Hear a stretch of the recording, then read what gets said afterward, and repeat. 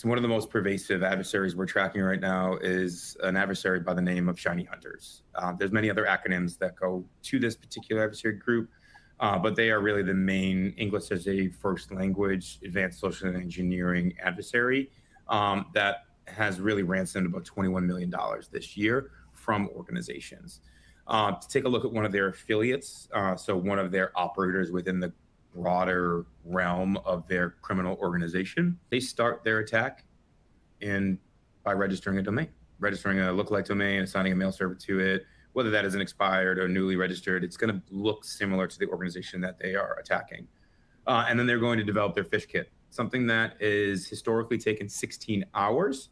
It now takes minutes with an AI. All of that pre-work, including domain registration, takes about 40 minutes. And once they actually successfully phish a user, get them to click, log into their fake splash page, give them their credentials, hijack their token, it takes about 4 minutes for them to jump into a SaaS application and start exfiltrating data.